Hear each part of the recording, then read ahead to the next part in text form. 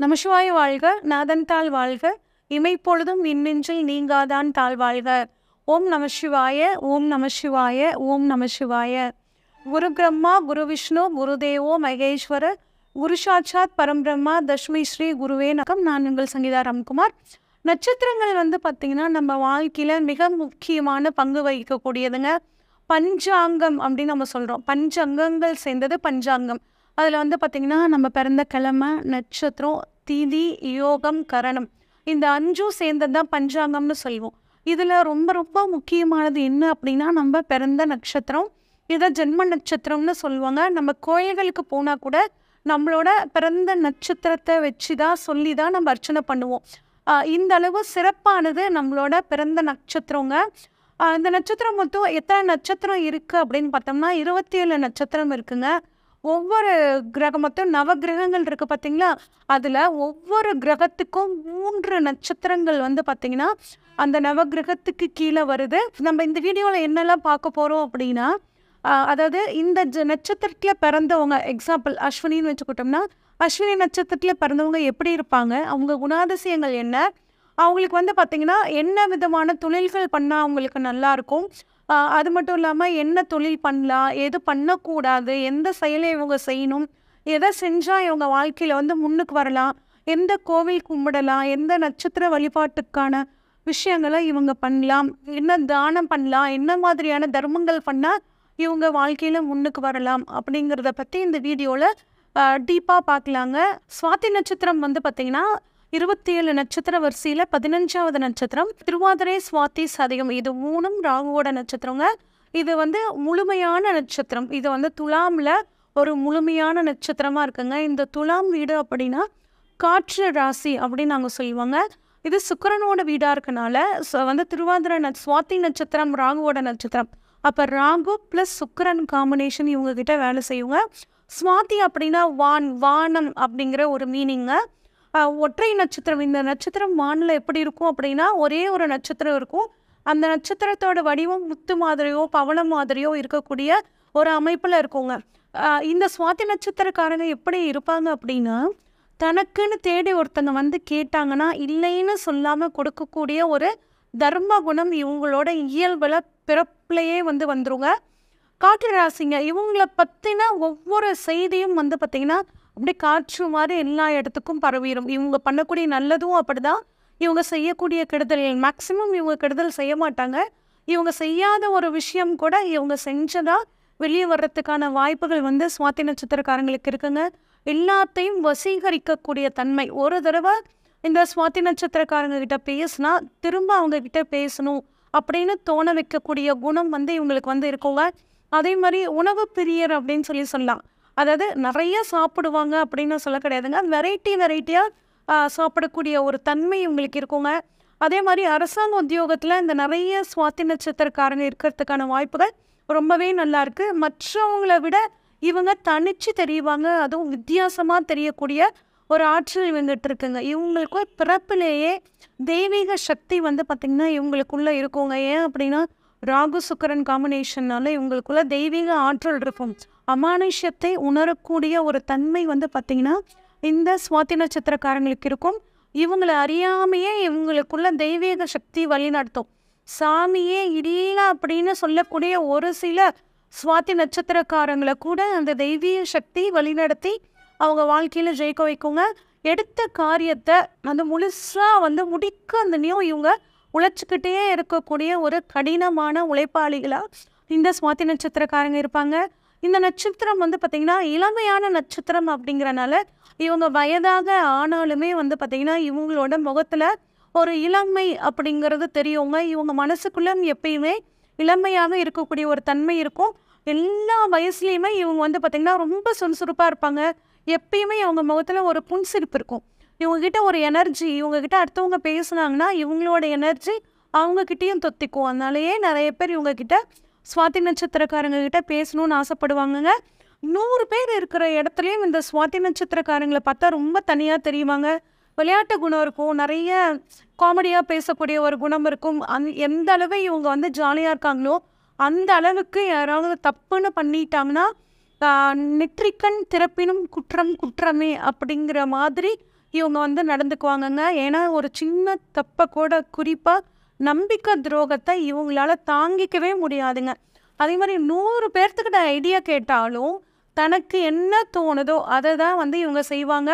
அதே மாதிரி தப்புன்னு ஒன்று பண்ணிட்டாங்கன்னா அந்த தப்புக்கான அதை வந்து சாரியை வந்து பார்த்திங்கன்னா பகிரங்கமாக எவ்வளோ பேர் இருந்தாலும் சரி அவங்களுக்கு முன்னாடி ஒத்துக்குவாங்க. நான் தப்பு பண்ணிட்டேன், இந்த விஷயம் என்னால் தான் நடந்துச்சு, என்னை மன்னிச்சிருங்க அப்படின்னு ஒரு மன்னிப்பு கேட்கக்கூடிய தன்மை இதில் வந்து பார்த்திங்கன்னா ராகு சுக்கிரனோட தாக்கங்கள் அதிகமாக இருக்கிறவங்களுக்கு கண்டிப்பாக இருந்து தீருங்க. அதே மாதிரி நிறைய ஃப்ரெண்ட்ஸ் இவங்களை சுற்றி இருந்தாலும் இவங்களுக்குன்னு வந்து பார்த்திங்கன்னா செலக்டிவாக ஒரு நெருங்கிய நட்பு வட்டாரத்தை ரொம்ப செலக்டிவாக தான் வச்சுருப்பாங்க. எதுவுமே சுத்தமாக இருக்கணும், க்ளீனாக இருக்கணும், இவங்களுக்கு அந்த ஒரு குணம் இவங்களுக்கு இருக்கும். சுவாதி நட்சத்திரக்காரங்க கடினமான உழைப்பாளிகள்ங்க. எந்த அளவு உழைப்பாளிகளோ அந்த அளவு கொஞ்சம் ரெஸ்ட் எடுத்துக்கணும் அப்படின்னு நினைப்பாங்க. அந்த ரெஸ்ட்டை விட்டு மறுபடியும் அவங்கள வெளியேற்றுறது கொஞ்சம் சிரமம். அதனால் இவங்க எந்த அளவு உழைக்கிறாங்களோ அந்த அளவுக்கான ரெஸ்ட்டை எடுத்துக்கணும். இல்லை அப்படின்னா அதிகப்படியான ரெஸ்ட் அப்படிங்கிற மோடுக்கு போயிடுவாங்க. அதனால் உழைப்புக்கு தகுந்த ஓய்வு அப்படிங்கிறது இவங்களுக்கு ரொம்பவே அவசியங்க. இது இவங்களுக்கான தொழில்கள் அப்படின்னு பார்த்தோம்னா கலைத்துறையில் இருப்பாங்க, ஆசிரியர்களாக இருப்பாங்க, பேராசிரியராக இருக்கிறதுக்கு, அது மட்டும் இல்லாமல் டிசைனராக இருக்கிறதுக்கான வாய்ப்புகள் நிறையா இருக்குங்க. அதே மாதிரி மத்திய வயசுக்கு மேலே, அதாவது 40 வயசுக்கு மேலே ஆன்மீக நாட்டம் ஒரு சிலருக்கும் ரொம்ப சூப்பராக இருக்குங்க. நம்மளோட பயணம் எதுக்காக, நாம் எதுக்காக இந்த ஜென்மம் எடுத்திருக்கோம், நம்ம ஜென்மத்தோட நோக்கம் என்ன, நம்ம வந்து அந்த மாதிரியான யோசனைகளுக்கெல்லாம் போயிட்டு ஆன்மீக நாட்டம், யோகா, தியானம் அப்படிங்கிற விஷயம்லாம் இவங்களுக்குள்ள ரொம்பவே அதிகமாக இருக்குங்க. சுவாதியோட நட்சத்திரத்தில் பிறந்த பெண்கள் எப்படி இருப்பாங்க அப்படின்னு சொல்லி பார்த்தோம்னா இவங்கள பொறுத்த வரைக்கும் இவங்களுக்கு குடும்பம் தாங்க எல்லாமே, கணவரும் பிள்ளைகளும் தான் எல்லாமே. அந்த பிள்ளைகளும் இவங்களுக்கு வந்து பார்த்திங்கன்னா நல்ல பேர் வாங்கி கொடுக்கறது, பிள்ளைகளை வளர்த்துறதா தன்னோட இந்த ஜென்மத்தோட நோக்கம் அப்படின்னு வந்து முக்கால்வாசி சுவாதி நட்சத்திரத்தில் பெண்கள் வந்து நினைப்பாங்க. எவ்வளவு படிச்சிருந்தாலும், நிறைய படிச்சிருக்க ஒரு குணம் வந்து இருக்கும், நிறைய படிப்பாங்க, என்ன படிச்சிருந்தாலும் தான் படித்தது கட்டுறது கைமண் அளவு அப்படின்னு உணர்ந்துக்கிட்டு வந்து அதை வெளிக்காட்டாமல் நிதானமாக இருக்கக்கூடிய தன்மை இவங்களுக்கு இருக்குங்க. எந்த ஒரு வேலையில் இறங்கினாலும் அந்த வேலையை முடிச்சுட்டு தான் அடுத்த வேலைக்கு போகணும், அதையும் சிறப்பாக செய்யணும் அப்படிங்கிற குணம் வந்து பார்த்திங்கன்னா இந்த பெண்களுக்கு இருக்குங்க. இவங்களுக்கான திசை அப்படின்னா சுவாதியோட நட்சத்திரம். அதனால் இவங்க பிறக்கும் போது வந்து பார்த்திங்கன்னா ராகு தசையில் பிறப்பாங்க. இது 18 வருடங்கள். அடுத்து குருதசை வந்து பார்த்திங்கன்னா இவங்களுக்கு 16 வருடங்கள்ங்க. இந்த குருதசையில் அடுத்தவங்களுக்கு வழிகாட்டியாக இருக்கணும், நல்லா படிக்கணும். அந்த குருதசையில் இப்போ அவங்க குடும்பத்தில் வந்து குரு வலுவாக இருக்கிற பட்சத்தில் குருவோட பொசிஷனை பொறுத்து அவங்க குடும்பத்தில் செல்வ வளம் அதிகரிக்கிற மாதிரியான விஷயங்கள் நடக்கும். சனி தசை வந்து பார்த்திங்கன்னா இவங்களுக்கு 19 வருடங்கள்ங்க. அடுத்து புதன் தசை 17 வருடங்கள். புதன் தசை வந்து பார்த்திங்கன்னா இவங்களுக்கு ரொம்பவே சப்போர்ட் பண்ணுங்க. அடுத்து கேது தசை 7 வருஷம். இந்த கேது தசையில் இவங்கக்கிட்ட வந்து பார்த்திங்கன்னா ஆன்மீக நாட்டம் அதிகரிக்கும். நான் ஏற்கனவே சொன்ன மாதிரி நம்ம ஏன் பிறந்தோம், எதுக்காக பிறந்தோம், நம்ம பிறப்போட ரகசியம் என்ன, இந்த மாதிரிலாம் வந்து பார்த்திங்கன்னா ஆய்வு பண்ண ஆரம்பிப்பாங்க. அதுக்கான பதிலும் இவங்களுக்கு கிடைக்கும். சரிங்க, இது வந்து பொதுவான குணங்கள் இந்த சுவாதி நட்சத்திரத்துக்கு. அடுத்து வந்து பார்த்திங்கன்னா எந்த மாதிரியான சாமியை வந்து நம்ம வழிபாடு பண்ணலாம், எந்த மரங்கள் வளர்க்கலாம், எந்த பறவைகளை வந்து நம்ம வந்து தீனி போடலாம், நம்ம என்ன தான தர்மங்கள் பண்ணால் நம்ம வாழ்க்கை சிறப்பாக இருக்கும் அப்படின்னு சொல்லி கேட்டிங்கன்னா உங்களுக்கான தேவதை அப்படின்னா வாயு பகவான் மற்றும் நரசிம்மர் வழிபாடு குறிப்பாக சுவாதி நட்சத்திர நாளில் நீங்கள் பண்ணுறது ரொம்பவே சிறப்புங்க. உங்களுக்கான பறவை அப்படின்னா தேனீங்க, உங்களுக்கான மிருகம் அப்படின்னா எருமைக்கு வந்து தீனி கொடுக்கறது, அந்த மாதிரி பண்ணுறதுலாம் ரொம்பவே நல்லதுங்க. உங்களுக்கான பழம் அப்படின்னா உலர் திராட்சை, அது மட்டும் இல்லாமல் தேன் நீங்கள் வந்து உணவில் எடுத்துக்கிறதும் உங்களுக்கு நல்லது. உங்களுக்கு வந்து பார்த்திங்கன்னா தயிரை நீங்கள் வந்து உணவில் சேர்த்துக்கோங்க. தினமும் கொஞ்சமாவது தயிர் சாப்பிட்றது உங்கள் ஹெல்த்துக்கும் நல்லதுங்க. உங்களை நட்சத்திரத்தை ஆக்டிவேட்டும் பண்ணும். உணவுப் பொருள் அப்படின்னா பருப்பு பொடி சம்மந்தப்பட்ட விஷயங்கள் நீங்கள் வந்து அடிக்கடி உணவில் சேர்த்துக்கிறது ரொம்பவே நல்லதுங்க.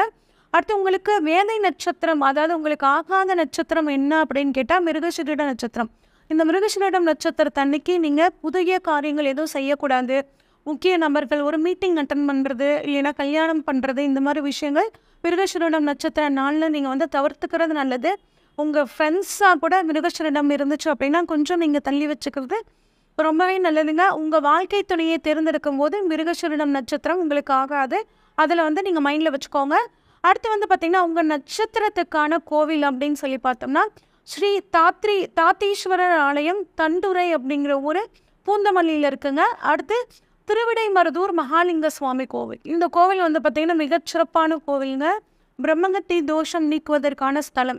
இந்த கோயிலுக்கு வந்து உங்களோட நட்சத்திர கோயிலாக வருதுங்க. இங்கே போயிட்டு வர்றது உங்களுக்கு மிகச்சிறந்த ஒரு யோகத்தை கொடுக்கும். அடுத்து உங்களுக்கு இப்போ பார்த்தது இது ரெண்டுமே உங்களுக்கு நட்சத்திரத்துக்கான கோவில். அடுத்து உங்களுக்கு அதிர்ஷ்டத்தை கொடுக்கக்கூடிய கோவில் என்ன அப்படின்னு சொல்லி பார்த்தோம்னா, உங்களுக்கு மருதமலை முருகன், பிள்ளையார்பட்டி விநாயகர், ஸ்ரீரங்கத்தில் இருக்கக்கூடிய காட்டழகிய சிங்கர் அப்படின்னு சொல்லிட்டு ஒரு கோவில்கள். இந்த கோயில்கள் உங்களுக்கு அதிர்ஷ்டத்தை தரக்கூடிய கோவில்கள்ங்க. நீங்கள் வந்து விசிட்டிங் கார்டில் பயன்படுத்த வேண்டிய சின்னம் அப்படின்னா நரசிம்மமூர்த்தியையும் தேனி இருக்கிற மாதிரியான ஒரு படத்தையும் நீங்கள் வந்து பயன்படுத்திக்கிறது நல்லது. உங்களுக்கு அதிர்ஷ்டத்தை தருபவை அப்படின்னு சொல்லி பார்த்தோம்னா கல்கண்டு, வல்லாரை, செரிப்பழம், வெள்ளரிப்பழம். அதாவது முக்கியமான மீட்டிங்ஸ்லாம் போகும்போது, முக்கியமான விஷயங்களுக்கு நீங்கள் போகும்போது இந்த மாதிரி உணவுப் பொருளை எடுத்து சாப்பிட்டுட்டு போகிறது ரொம்ப நல்லதுங்க. அதே மாதிரி பஞ்சாமிரதம் வந்து சாப்பிட்றதும் நல்லது. சந்தனத்தை தினமும் கொஞ்சமாவது உங்கள் நெத்தியில் வச்சுக்கோங்க. அதே மாதிரி தண்ணியில் கொஞ்சம் துளசி, பச்சைக்கற்பூரம் போட்டு சாமிக்கு படைச்சிட்டு அதை நீங்களும் வந்து குடிக்கிறது உங்களுக்கு ரொம்பவே நல்லது. உங்களுக்கான கலர் அப்படின்னா பிளாக் கலர், கோல்டன் கலர் வந்து உங்களுக்கு ரொம்ப சப்போர்ட்டிவாக இருக்கும். உங்கள் லக்கி நம்பர் அப்படின்னு பார்த்தோம்னா 3ஆம் எண், 4ஆம் எண் வரக்கூடிய நாட்கள் உங்களுக்கு மிகச்சிறந்த யோகத்தை கொடுக்கும். இது வரைக்கும் நம்ம பார்த்த குணநலன்கள் அப்படிங்கிறதுலாம் வந்து பார்த்திங்கன்னா பொதுவான பலன்கள் தாங்க. இது உங்களுக்கான ஜாதகத்தில் உங்கள் நட்சத்திர அதிபதி எப்படி இருக்காங்க, ராசி அதிபதி எப்படி இருக்காங்க, அதை பொறுத்து உங்களுக்கு கொஞ்சம் சில மாறுதல்கள் இருக்கலாம். நான் சொல்லக்கூடிய உங்களுக்கு ஒரு நட்சத்திர அதிபதி உங்களுக்கு வலுவாக இருந்தாங்க, உங்கள் ராசி அதிபதி வலுவாக இருந்தாங்கன்னா நான் சொன்னது அப்படியே அக்யூரேட்டாக மேட்ச் ஆகுங்க.